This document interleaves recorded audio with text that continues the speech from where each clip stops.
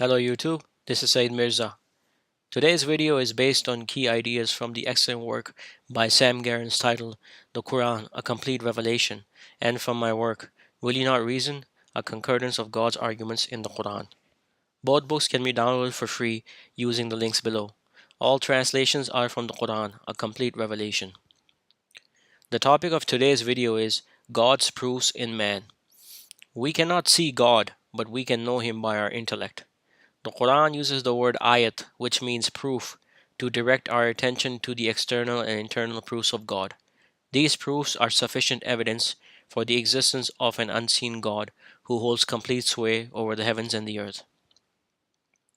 We shall show them our proofs in the horizons and in themselves until it becomes clear to them that it is the truth. Does it not suffice concerning thy Lord that he is witness to all things? Chapter 41, verse 53.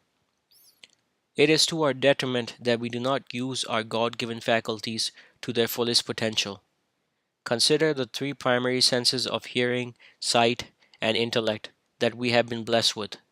If we were to grade them according to their importance and utility, their ordering would be so: intellect, sight, and hearing.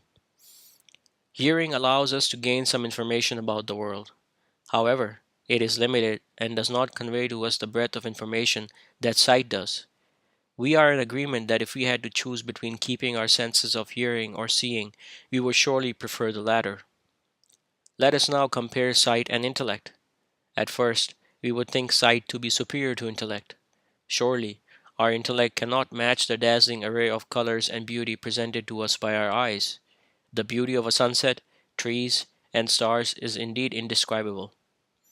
Yet we cannot see in darkness. We cannot see something that is not there. Can we summon the vision of a tree that is absent from our view? That power belongs exclusively to the intellect. The intellect allows us to know more about the world than any of our other senses.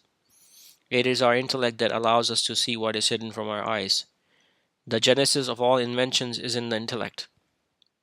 It is through our intellect that we can know God. It is by pondering the proofs around us that we can come to the inescapable conclusion that there is one God who created everything. Means of insight have come to you from your Lord, and whoso sees, it is for his soul, and whoso is blind, it is against it, and I am not a custodian over you. Chapter 6, verse 104. Contemporary culture uses abstract terms such as nature or Mother Earth to obfuscate the plain truth. It is God who is controlling everything in the heavens and the earth. He holds the sky up lest it fall, and it is He who holds the birds up in flight. He brings down the rain from the sky and causes vegetation to spring forth. There is no denying this fact.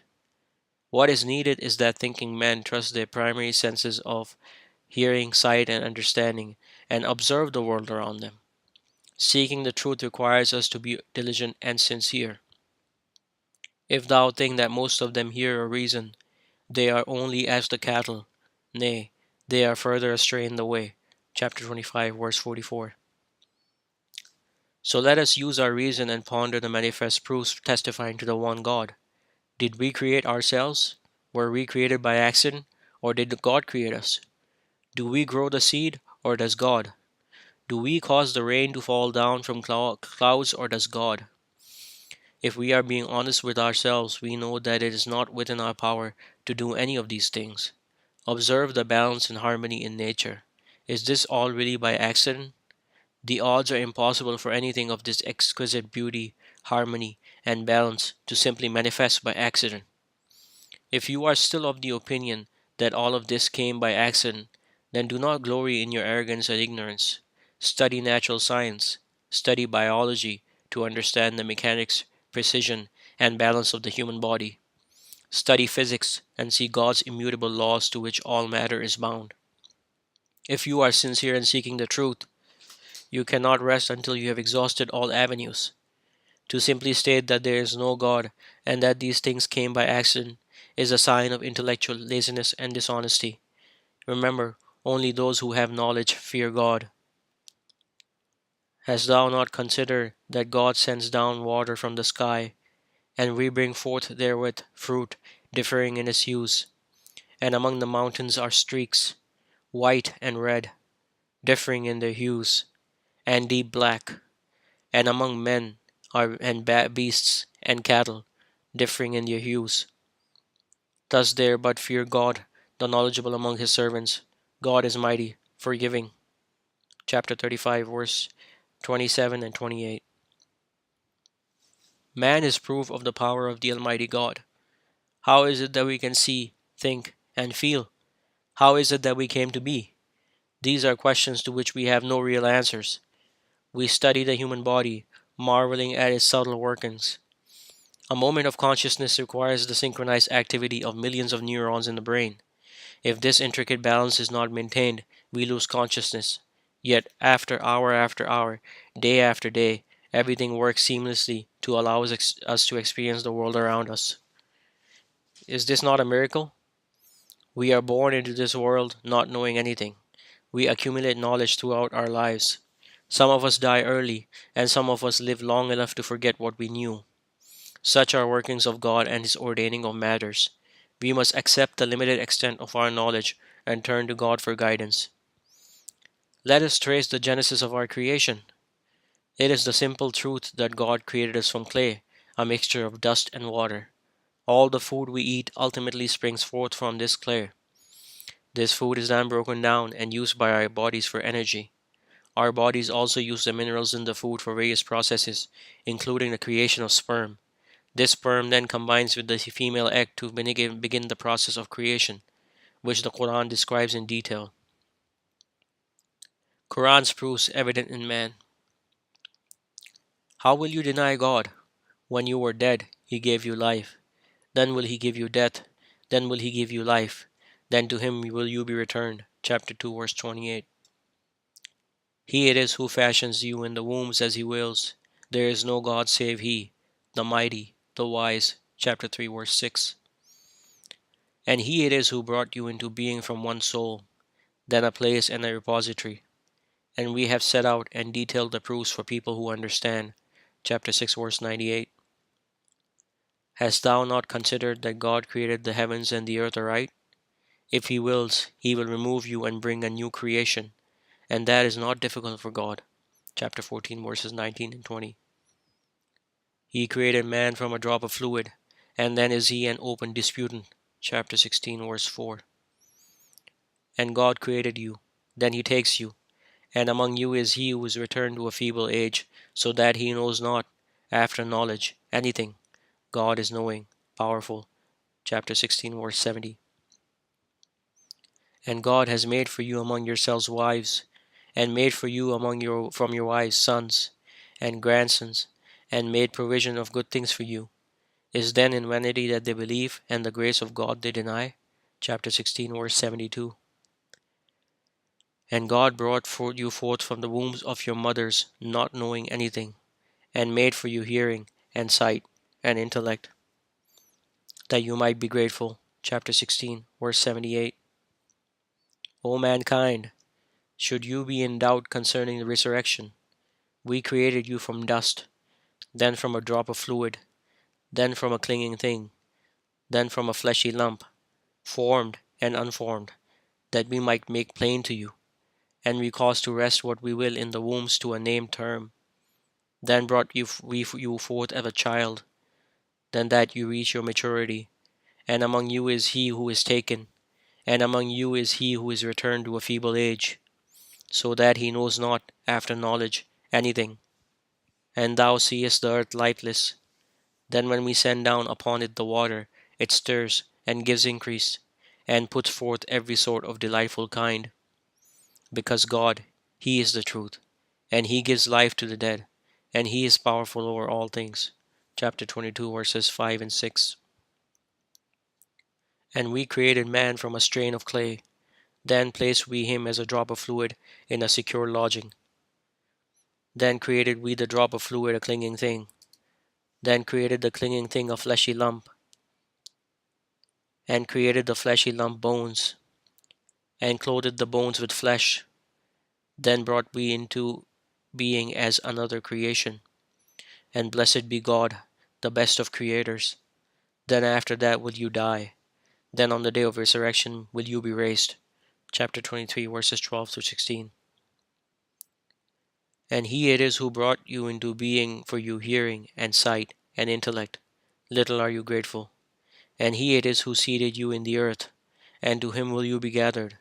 And he it is who gives life, and gives death, and his is the alternation of night and day. Will you then not use reason? Chapter 23, verses 78 through 80. And he it is who created man from water, and made for him blood relations and marriage relations. And thy Lord is powerful. Chapter 25, verse 54. And among his proofs is that he created you from dust. Then when you are mortals dispersing, you deny this fact.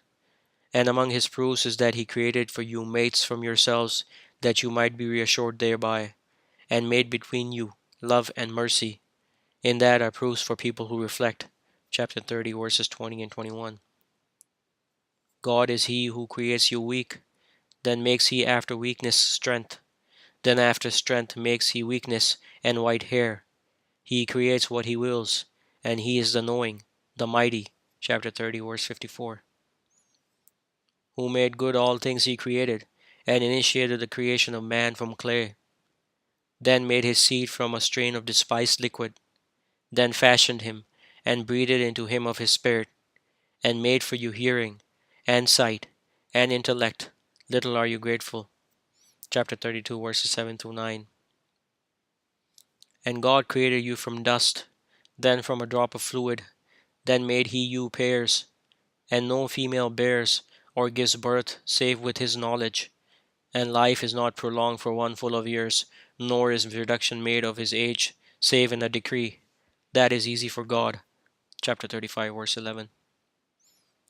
And whom we bring to old age we reverse in creation. Will you then not use reason? Chapter 36, verse 68. So ask thou them, are they harder to create, or whom we have created? We created them of clinging clay. Yet thou dost marvel, and they were deride. Chapter 37, verses 11 and 12. He created you from a single soul, then from it made its mate, and he sent down for you of cattle 8 pairs. He creates you in the wombs of your mothers, creation after creation, in 3 darknesses. That is God your Lord. To him belongs the dominion. There is no God save he. How then are you diverted? Chapter 39, verse 6. He it is who created you from dust, then from a drop of fluid, then from a clinging thing. Then he brings you forth as a child, then that you reach your maturity, then that you become old. And among you is he who is caused to die before, and that you reach a named term, and that you might use reason. Chapter 40, verse 67. And in your creation, and the creatures he scatters in the earth are proofs for people who are certain. Chapter 45, verse 4. And in earth are proofs for those who are certain. And in yourselves, do you then not see? Chapter 51, verses 20 and 21. We created them and strengthened their frame, and when we will change their likenesses completely. Chapter 76, verse 28.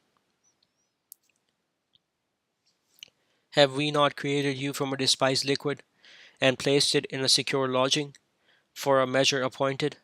So we determined, and how excellent are we to determine! Woe that day to the repudiators! Have we not made the earth a container of the living and the dead, and made therein firm mountains, and given you to drink palatable water? Chapter 77, verses 20 to 27. Are you harder in creation, or the sky? He built it. He raised the ceiling thereof, and fashioned it. And he made dark its night, and brought forth its day. And after that he spread out the earth, and brought forth therefrom its water and its pasture.